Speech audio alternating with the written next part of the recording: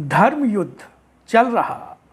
एक ओर असत, अधर्म, अन्याय, अत्याचार करने वाले महाशक्तिशाली और उनके पक्षधरों की सेना, दूसरी ओर उनका विरोध करने वाले सत्य, धर्म, न्याय पर चलने वालों के मध्य धर्म युद्ध चल रहा है।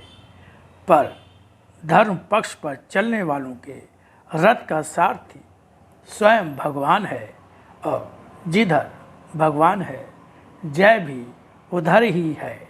हम सभी कुरुक्षेत्र में हैं और एक ओर धर्म के पक्षधर और दूसरी ओर अधर्म करने वाले और उनका साथ देने वाले।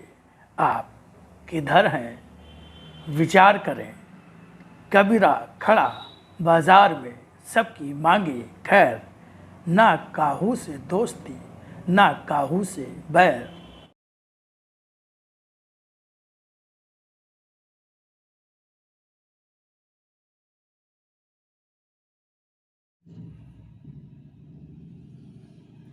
जय राम जी, जय हिंद। प्रखरवाणी चैनल पर धर्म युद्ध में आप सबका हार्दिक स्वागत है। आज जो विषय जो इस मस्तिष्क को मत रहा है, विशेषण जो आज हिंदुओं को दिए जा रहे हैं, सनातनियों को दिए जा रहे हैं कि साहब सनातनी उग्र हो रहा है, हिंदू उग्र हो रहा है, हिंदू हिंसक हो रहा है। ये वो हिंदू तो नहीं है जो शांति प्रिय, अहिंसा और भाईचारे मेलजोल पर भरोसा करता है। आज हिंदू नफरती हो गया, नफरत फैला रहा है, भाई भाई में द्वेष और शत्रुता का भाव पैदा कर आजकल इसकी चर्चा बहुत ज्यादा हो रही है। और ऐसे लोग ये तमगा दे रहे हैं हम लोगों को, ये विशेषण दे रहे हैं, ये उपाधि दे रहे हैं, जिनका इतिहास हिंसा से भरा हुआ है, क्रूरता से भरा हुआ है, मारकाट से भरा हुआ है, शत्रुता से भरा हुआ है, नफरत से भरा हुआ है। अगर कहीं प्यार है, कहीं बंधुत्व है, कहीं भाईचारा है, तो सिर्फ आपस में ही कहीं कहीं दिखाई देता है। जब सामने वाले से शत्रुता निभानी होती है, सामने वाले को मिटाना होता है, सामने वाले के विरुद्ध एकजुट होना होता है, तब सब एक हो जाओ।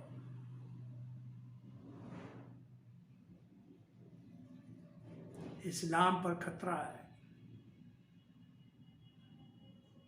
हमारा इस्लाम खतरे में, तब सब एक हो जाओ।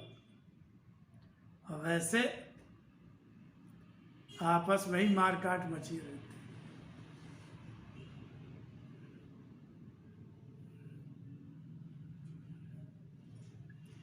सच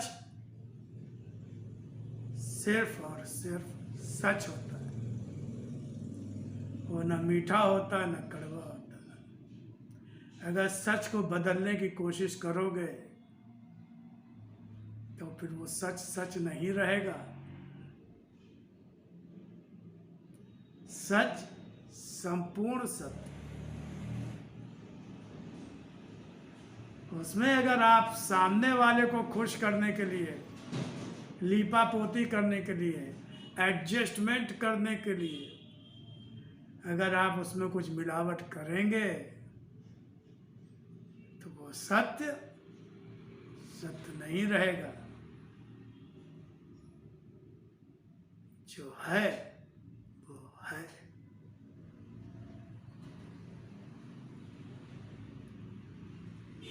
तो जिनका इतिहास हिंसा से भरा पड़ा हुआ,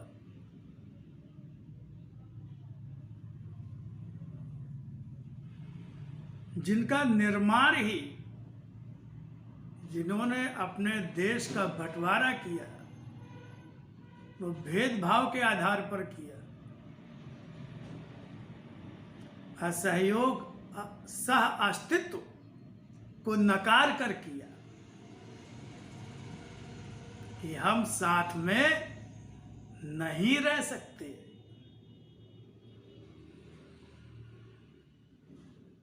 हमारी संस्कृति अलग, हमारा खान पान अलग, हमारा रहन सहन अलग। हिंदू मुसलमान एक साथ नहीं रह सकते।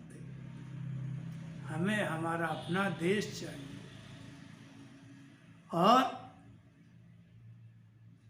उसको अधिसंख्य कुछ अपवाद समर्थन दिया गया और वो जिनके समर्थन से, वोटिंग से बंटवारा हुआ, उनमें से बहुत से लोग नहीं गए। अब तो लगता है कि एजेंडे और एक प्लानिंग के तहत नहीं गए कि हमने एक मुस्लिम राष्ट्र तो ले ही लिया, अब यहाँ पर रहकर उसको समर्थन देंगे और इसको कमजोर करेंगे और यहाँ पर भी चारों तरफ फैल जाएगी।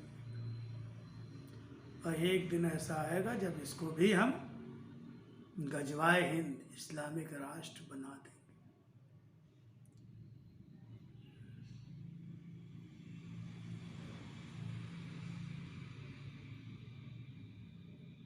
हमने उसको स्वीकार कर लिया, वहां भी रहो यहाँ भी रहो, तो हम अच्छे थे, हम सहिष्णु थे, हम शांत प्रिय थे, क्योंकि आप जो कुछ भी कर रहे थे उसके विरुद्ध कोई मजबूत आवाज नहीं उठती थी। जो आवाज उठती थी तो उनको कहते ये तो उग्र हैं, उग्रवादी हैं, नफरत की बात करते हैं, भेदभाव की बात करते हैं। और जो सर्टिफाइड भेदभाव करने वाले लोग थे, उनको समर्थन वाले लोग थे, वो सब शांत प्रिय हो गए। गंगा जमुनी तहजीब, भाईचारा, यही तो खूबसूरती है। खूबसूरती शब्द का बड़ा इस्तेमाल होता है, खूबसूरती।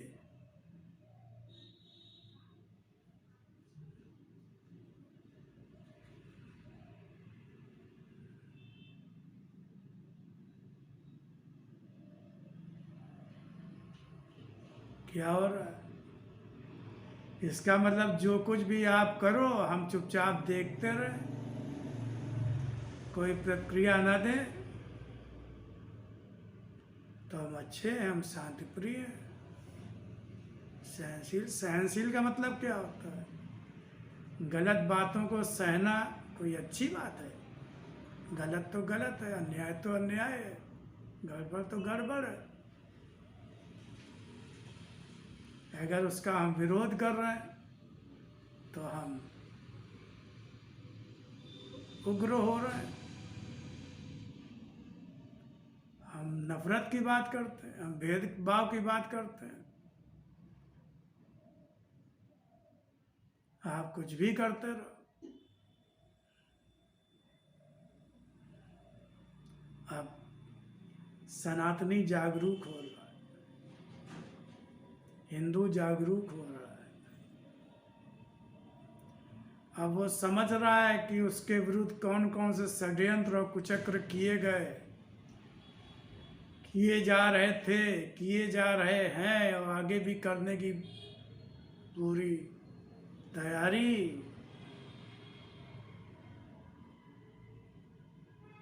हाँ, उनकी एक ताकत है, एक गुण है, एक क्वालिटी है, एकजुट रहना, संगठित रहना और घर से बाहर निकलना, सड़क पर आना और अपनी तोड़ फोड़ हिंसात्मक कारगुजारियों के माध्यम से सरकार को, शासन को, प्रशासन को, न्यायालयों को और यहाँ के बहुसंख्यक समुदाय को डराना, भयभीत करना, अपनी शक्ति का प्रदर्शन करके दिखाना कि हमसे न टकराना, हमारे सामने मत आना, न हमारी ताकत और एकता देख लो, संगठन शक्ति देख लो, हम कुछ भी करेंगे।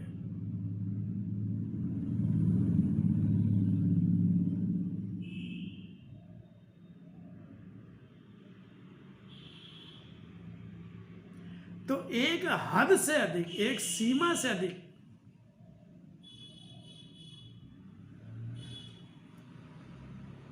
किसी वृत्ति को, प्रवृत्ति को, कारगुजारी को, कारनामों को सहन करना, बर्दाश्त करना, अन्याय को, अन्यायी को मजबूती प्रदान करना, उसको संबल प्रदान करना। फिर एक स्थिति वो आ जाती कि जब उससे मुकाबला करना बहुत मुश्किल हो जाता है और फिर आपको वो करना पड़ता है जो आप नहीं करना चाहते। तो फिर अगर शुरुआत में, शुरू से ही अगर उसका विरोध किया जाता रहा होता, हम भी एकजुट होते, संगठित होते, एक मत के होते, आपस में ही एक दूसरे की टांग न घसीटते,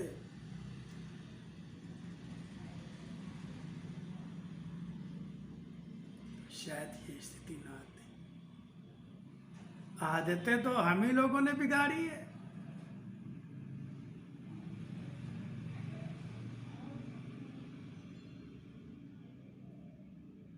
अब चूंकि सोशल मीडिया, यूट्यूब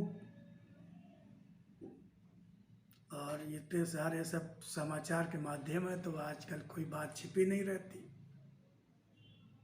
हर बात पता चल जाती है, असलियत सामने आ जाती है। तो अब आदमी समझने लगा, जानने लगा कि ये तो गड़बड़ हो रहा है, तो लोग विरोध करने लगे, प्रतिक्रिया देने लगे। तो हम उग्र हो गए, उग्रवादी हो गए, हिंसात्मक हो गए, नफरत फैलाने वाले हो गए। आप कुछ भी करते रहो, आप लगातार जनसंख्या बढ़ाते रहो, 4-4 शादियों करने का विधान बना रखा, नसबंदी, परिवार नियोजन अपनाएंगे नहीं। अल्लाह की देन है, अगर अल्लाह की देन है और अल्लाह सब चलाएगा तो फिर रोजी रोजगार, घर मकान के लिए सरकार को क्यों कटघरे में खड़ा करते हो? जब सरकार की मानोगे नहीं, सरकार की सुनोगे नहीं, तो अपनी जनसंख्या लगातार बढ़ाओगे कि अल्लाह की मर्जी। सबका पालन पोषण तो अल्लाह करता है, ठीक है, पालन पोषण अल्लाह करता है।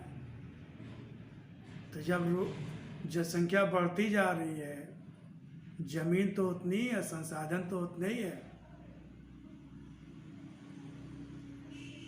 अभी भाई हमारी आर्थिक स्थिति है, भाई हमें 10,000 रुपये मिलता है और दूसरे को भी 10,000 रुपये मिलता है। अब एक बच्चा या 2 बच्चा है और दूसरे के 6 बच्चे हैं, 8 बच्चे हैं, 10 बच्चे हैं, तो क्या होगा?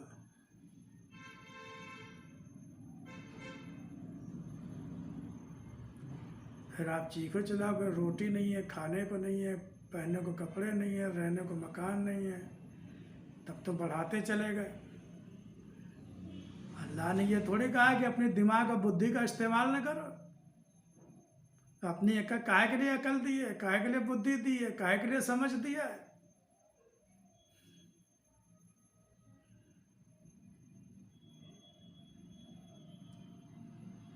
ठीक है, मानते हैं आपकी बात, अल्लाह ही सब कुछ पालन पोषण करता है, अल्लाह सब करेगा व्यवस्था। तो फिर क्यों सरकारों को घेरते हो भाई, क्यों गालियां देते हो, क्यों उल्टा सीधा बोलते हो? बेईमानी है ना। एक बात सम्मानो, सुविधाएं सब चाहिए, व्यवस्था सब चाहिए, लेकिन सुनेंगे नहीं। आज स्थिति ये हो गई कि जनसंख्या का विस्फोट हो रहा है,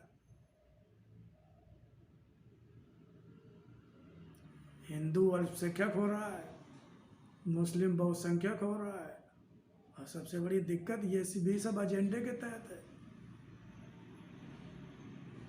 कि एक दिन हमारी अपनी हम इतनी जनसंख्या में इतने होंगे कि हमारी सरकार बनेगी, क्योंकि हम तो थोक में वोट देते हैं। वहाँ मदरसों में, मस्जिदों में यही शिक्षा दी जाती है, एकजुट रहो, एक दिन इसको इस्लामिक राष्ट्र बनाना है, गजवाए है।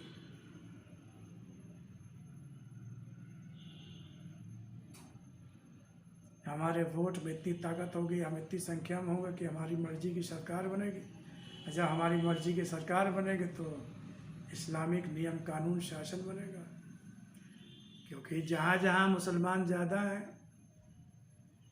इस्लाम को मानने वाले ज़्यादा हैं, वहाँ ना सेकुलरिज्म चलता है, न कोई और धर्म संप्रदाय के लोग पनप पाते हैं।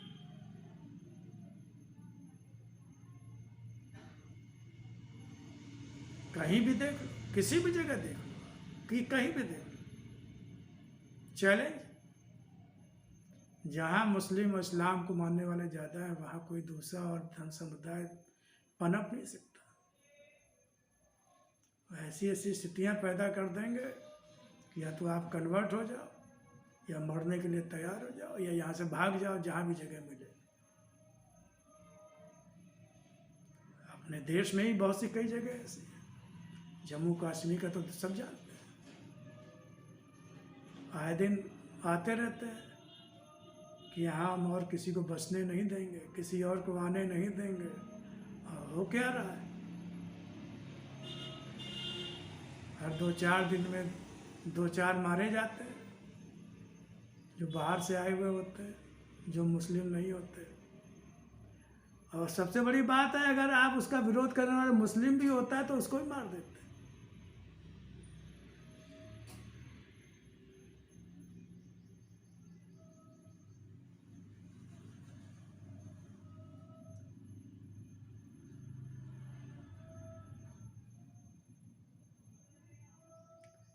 लेकिन अब जो जो लोग इसको चीज़ को समझने लगे, विरोध करते हैं, तो वो उग्रवादी हैं, वो हिंसात्मक है, वो नफरत फैलाने वाले हैं। अरे भाई, जब हम सब धोते देख रहे हैं तो क्या किया जाए? अपने अस्तित्व को बचाने का अधिकार तो सबका होता है ना भाई।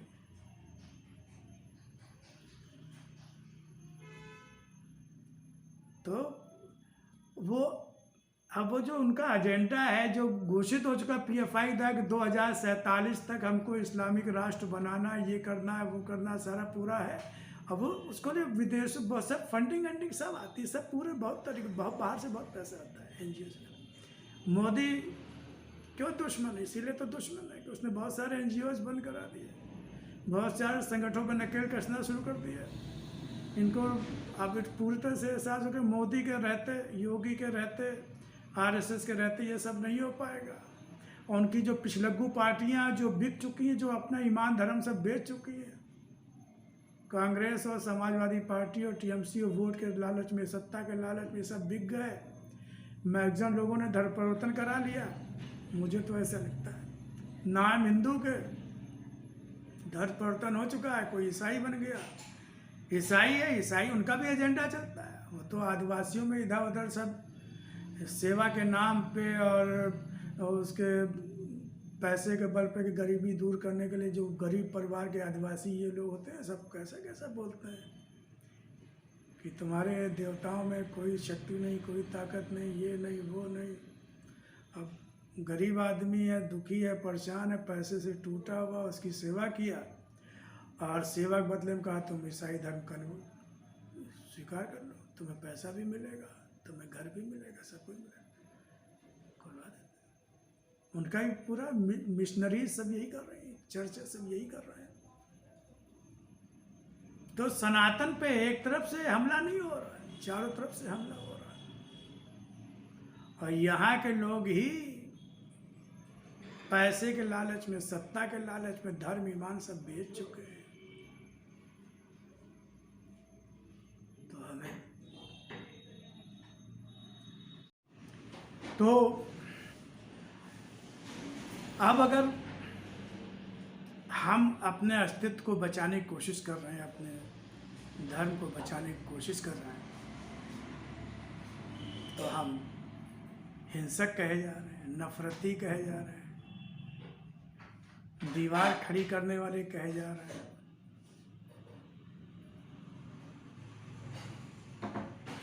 क्योंकि अब हिंदू प्रतिक्रिया देने लगा, अब सनातनी प्रतिक्रिया देने लगा। विरोध मत करो, जो हो रहा होने दो।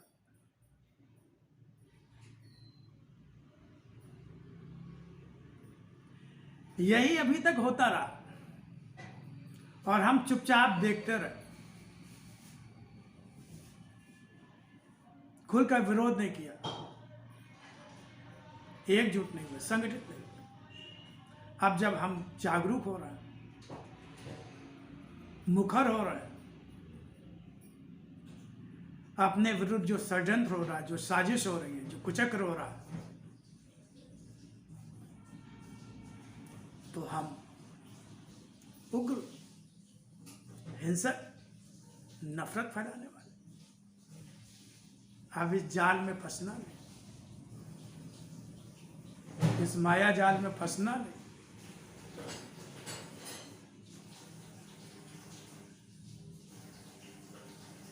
वो पेंटर हमारे देवी देवताओं की अश्लील तस्वीरें बनाएंगे कला के नाम पर, और उसको अभिव्यक्ति का नाम दिया जाएगा। यहाँ के बेईमान, ढोंगी, पाखंडी, सेकुलर, साहब ये तो अभिव्यक्त की स्वतंत्रता है, ये तो कला है। तो भाई अब जब कोई दूसरे धर्म के महापुरुष की या उनके पैगंबर की कोई तस्वीर बनाता है, तो आप क्यों कत्लेआम शुरू कर देते हो, कत्ल कर देते हो भाई? यानी हमारे पैगंबर को, हमारे उनको तो आप एक शब्द नहीं कर सकते, उनकी तस्वीर नहीं बना सकते, उन पर कोई शब्द बोल नहीं सकते। ये हमारी आस्था है, इसको हम बर्दाश्त नहीं करेंगे। लेकिन आप कुछ भी करेंगे, वो छोटा हो वैसे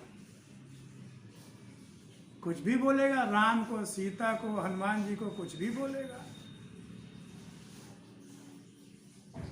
लोग आए दिन कुछ भी बोलेंगे। जब शिव नहीं थे, जब श्री राम नहीं थे, कुछ भी बोलो, कुछ भी कहो। रामचरितमानस की प्रतियां जलाओ, एक वो बिहार में है,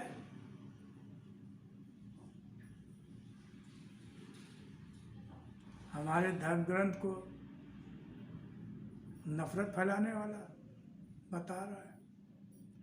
अब अगर हम प्रतिक्रिया दे रहे हैं, हम विरोध कर रहे हैं, तो हम हिंसक हैं, हम असहिष्णु हैं। और जो जरा सी बात होने पर सर तन से जुदा के नारे बुलंद करने लगते हैं हजारों की संख्या में, अब बुलंद ही नहीं करते, हिसाब किताब कर भी देते हैं, 2-2, 4-4, 1-1, 2 नहीं, 5-5, 6-6।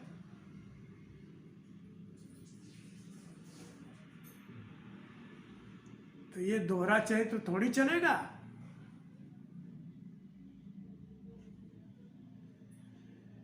हम आपकी आस्था का सम्मान करेंगे, लेकिन आपको भी हमारी आस्था का सम्मान करना ही होगा। आप चुपचाप बैठने का समय गया, शांत बैठने का समय गया, विरोध होगा, प्रभावी विरोध होगा। हम हिंसा की बात नहीं करते, हम मारकाट की बात नहीं करते, लेकिन हम किसी को अनुमति भी नहीं देते। हाँ, निश्चित रूप से हमारे धर्म में, सनातन धर्म में शास्त्रार्थ की व्यवस्था है, उस पर चर्चा की जा सकती है, उससे वाद विवाद किया जा सकता है, संवाद किया जा सकता है, लेकिन समझने के लिए, अपमानित करने की भावना से नहीं, समझने की भावना से। जो विद्वान है सनातन धर्म का, उससे आप समझने जाओ, पूछो, बात करो, लेकिन आप बिना समझे बूझे ही कुछ भी प्रलाप करने लगोगे, कुछ भी बोलने लगोगे। अब यह स्वीकार्य नहीं है। भाई ये भारत, ये हिंदुस्तान सबका है ना, सबका है, तो फिर हमारा रामनवमी का जुलूस,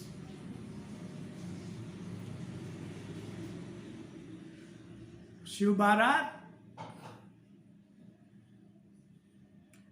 गणेश जी और माँ दुर्गा के जो जुलूस और यात्राएं निकलती हैं, उनमें पत्थरबाजी क्यों? इधर से नहीं जा पाओगे, उधर से नहीं जा पाओगे, यहाँ से नहीं निकलने देंगे। ये कौन सी बात हुई भाई?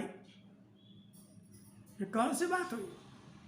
अगर इतने ही असहिष्णु हो तो पाकिस्तान क्यों नहीं चले गए थे भाई? क्यों रुके रहे साथ में रहने के लिए? जब साथ में रहने के लिए रुके रहे तो फिर आप हमें गले लगाइए, हम आपको गले लगाएंगे। ऐसा तो नहीं हो सकता कि हम ही गले लगाए और आप कहें कि नहीं, रंग का एक छींटा भी नहीं पड़ेगा। इतना ही परहेज है भाई, तो आप काहे रहे और साथ में रहे भाई? इतना ही आपका, अगर संप्रदाय आपका इतना ही कट्टर है कि एक रंग का छींटा पड़ जाने पे वो खतरे में आ जाता है, आरती घंटी की आवाज़, राम का नाम, प्रभु श्री राम का नाम और देव देवता नाम पढ़ने से आपका धर्म खतरे में आ जाता है, संप्रदाय, तो इतने असहिष्णु हो तो मौका मिला तो था जाने का, क्यों नहीं गए? और नहीं गए तो हमने तो स्वागत किया ना आपका। लेकिन अब आप कह रहे हो साहब, जहाँ जहाँ आपकी जनसंख्या बढ़ रही है, जहाँ जहाँ तो कह रहे हो अब हम तो ये नहीं करने देंगे, हम तो वो नहीं करने देंगे। इसीलिए आप अपनी जनसंख्या बढ़ाते जा रहे हो लगातार। लव जिहाद भी जनसंख्या बढ़ाने का माध्यम है, धर्म परिवर्तन भी जनसंख्या बढ़ाने का माध्यम है, ज़्यादा शादियां कर देना भी जनसंख्या बढ़ाने का माध्यम है। ऐसा क्या है जो बच्चा जवान होते होते कट्टर हो जाता है, मारने के लिए उतारू हो जाता है, उसको बर्दाश्त नहीं होता, दूसरे धर्म का व्यक्ति हिंदू बर्दाश्त नहीं। काफिर कैसे शब्द आया, कहाँ से आया? ऐसी कौन सी शिक्षाएं हैं जो साथ में रहने नहीं देती, जो इतना नफरत, इतनी हिंसा, इतनी क्रूरता भरती? वो कौन सी शिक्षाएं हैं, कहाँ से मिलती है?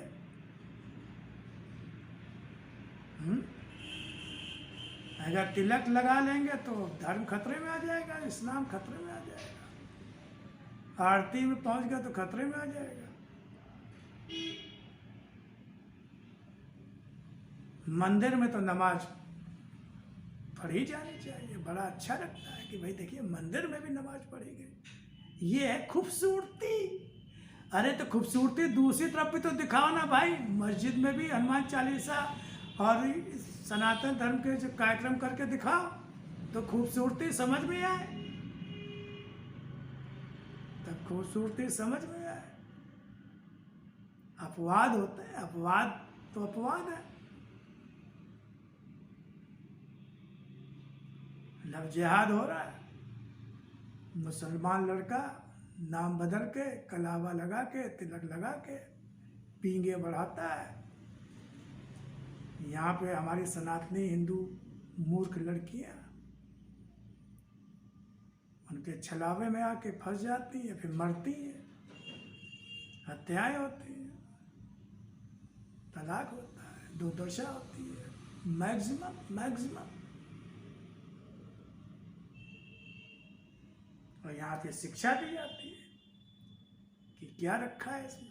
अरे दूसरों को समझाओ ना भाई, जब अगर कोई हिंदू लड़का मुस्लिम लड़की से शादी करता तो अपवाद की बात नहीं करता, मैक्सिमम में क्या होता है, जान बचाना मुश्किल हो जाता है। बहुत सी घटनाएं हुई है, बुरी तरह से मार दिया गया, कई घटनाएं। तो एक तरफा थोड़ी होगा, एक तरफा नहीं होगा।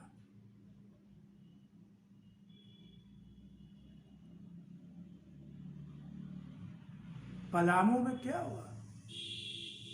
अरे तोरण द्वार ही तो बन रहा था।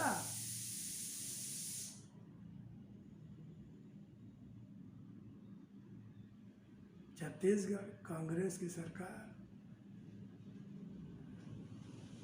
पत्थरबाजी, आगजनी,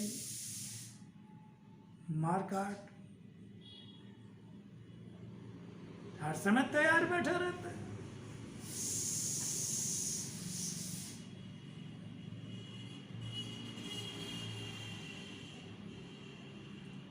अगर आपको बर्दाश्त नहीं है भाई, साथ में नहीं रहना चाहते तो क्यों रुके रहे? फिर मैं कह रहा हूं, लेकिन नहीं, वो तो एजेंडा था।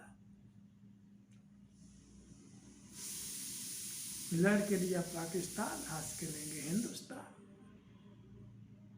ऊपर से लिपापोती होती।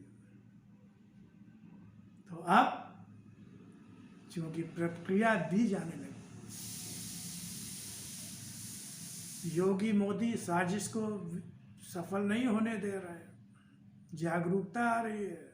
वो अभी तक क्या था, जबकि जितनी भी योजनाएं बनती हैं केंद्र की और तब उसमें सब शामिल रहते, सबको उसका लाभ मिलता है, ऐसा तो नहीं हुआ। लेकिन नहीं, विशेष तौर से हमारे लिए करो, तब हम मानेंगे कि आप हमारे हितैषी।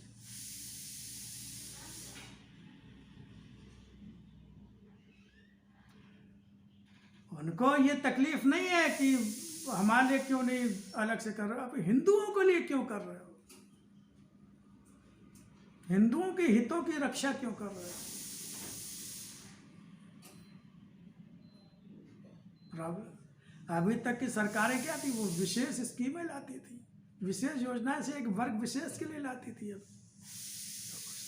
और दूसरी तरफ उपेक्षा की जाती थी, ना उनकी समस्याओं पर ध्यान दिया, तो उनकी बातों पर ध्यान दिया था। लेकिन अल्पसंख्यक के लिए, अल्पसंख्यक मतलब मुसलमान, मोटा मोटा मुसलमान, अल्पसंख्यक मतलब मुसलमान, और हर चीज समस्या इन्हीं को होती है। ईसाई भी है, ईसाई का एजेंडा चलता है, लेकिन वो बहुत चतुर है, इनको तो मैं मूर्ख कहता हूँ। इनका तो ओपन एजेंडा होता है, पूरी दुनिया जानती है, सब जानते हैं, लेकिन वो ढके छुपे चलते, काम सब वही करते हैं। लेकिन वो लोग इस तरह से मुखर विरोध नहीं करते। खाली अल्पसंख्यक आप ही हो, जैन, सिख, बौद्ध, ये सब भी तो, पारसी, ये सब भी तो अल्पसंख्यक ही है, लेकिन इनको कभी कोई परेशानी नहीं होती, इनको कभी कोई दिक्कत नहीं होती। दिक्कत सिर्फ इन्हीं को होती, इन्हीं को होती।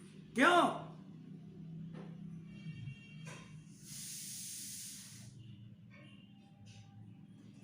क्योंकि इन्हें तो जो है जबरदस्ती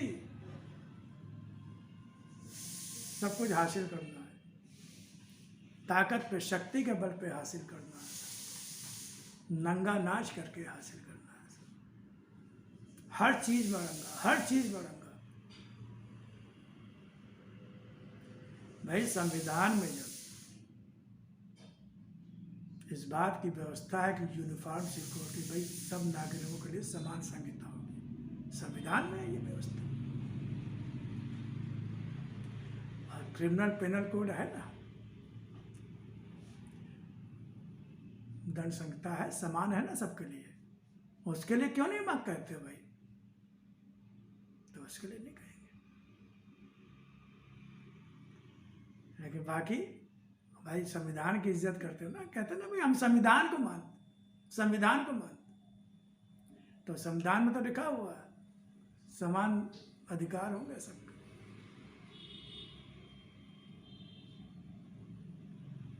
किसी कोई विशेषाधिकार नहीं, लेकिन उसको नहीं मानेंगे। ना क्रिश्चियन को प्रॉब्लम है, ना जैन को प्रॉब्लम है, ना सिख को प्रॉब्लम है, ना यहूदी को प्रॉब्लम है, ना पारसी को प्रॉब्लम, किसी को प्रॉब्लम नहीं है। प्रॉब्लम सिर्फ इन्हीं को है, और सब हर चीज़ पे इन्हीं को होती है। ये कुछ करने ही नहीं देते। इस चीज़ को समझना, इस चीज़ को समझना। और यहाँ का मीडिया सेकुलर नहीं, ये सब सेकुलर है, बीमार।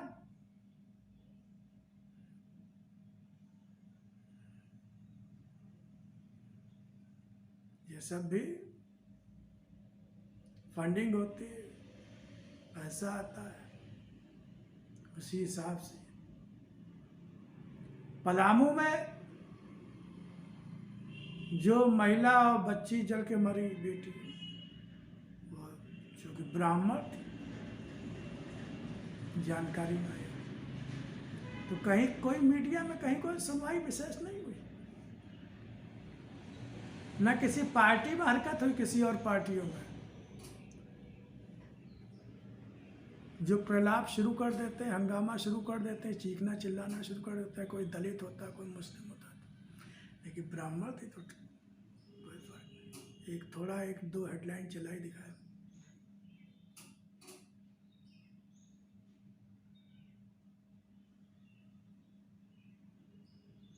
क्योंकि वो इनके एजेंडे को सूट नहीं करता। उनकी जान नहीं है, ब्राह्मण की जान नहीं है। जान तो सिर्फ दलित की है और जान सिर्फ मुस्लिम की है। फर्क कौन कर रहा है? और कहीं मुसलमान होता तो हिंदू मुसलमान कौन करता है? शुरुआत आप करोगे हिंदू मुसलमान की, जब दूसरा जवाब देगा तो कहता आप तो हिंदू मुसलमान करते हैं, आप तो हिंदू। हाँ भाई, जब हिंदू मुसलमान की शुरुआत होगी तो हिंदू मुसलमान होगा ना।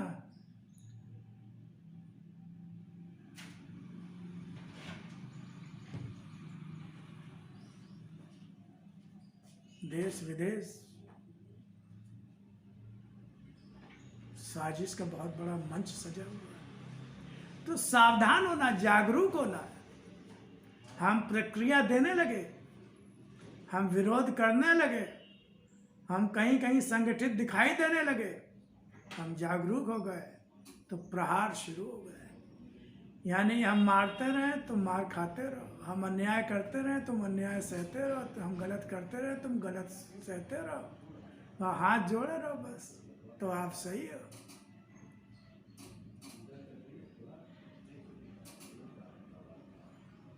अन्याय का विरोध होगा, गलत का विरोध होगा। अपनी संस्कृति को, अपने धर्म को, अपने देवी देवताओं की महिमा को, उनके गौरव को बचाने का दायित्व, जिम्मेदारी हमारी है। हम उसको निभाएंगे। हमारी संस्कृति जो भी है उसको हम निभाएंगे, हम उसको नष्ट नहीं होने देंगे। और हम भी मुंहतोड़ संवैधानिक दायरे में रहकर देंगे। हमको भी संगठित होने का अधिकार है, हमको भी अपनी बात कहने का अधिकार है।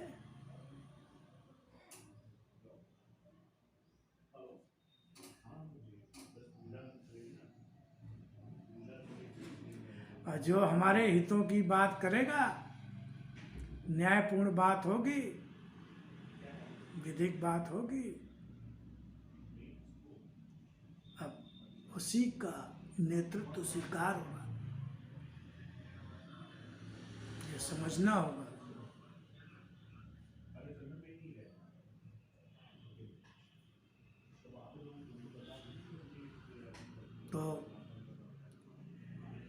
इस पर फिर आगे फिर और चर्चा होगी। तो मेरा सेवाग्रह निवेदन यही है कि हम जाग रहे हैं, जागते रहें, एकजुट रहें, संगठित रहें और हर अन्याय का, हर अधर्म का, हर गलत बात का हमें विरोध सही तरीके से करना, प्रभावी ढंग से करना, सिर्फ औपचारिकता ही नहीं निभानी।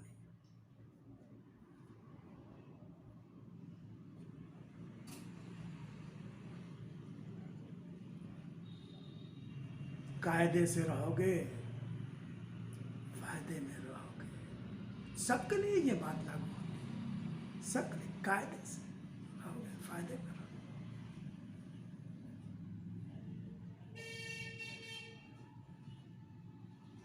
तो आगे फिर किसी विषय को लेकर आपसे चर्चा होगी।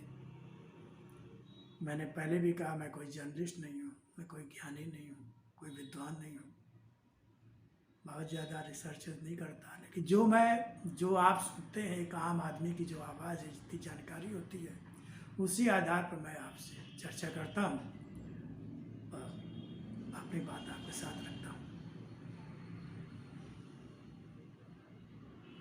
जय राम जी की, जय सनातन, जय हिंद।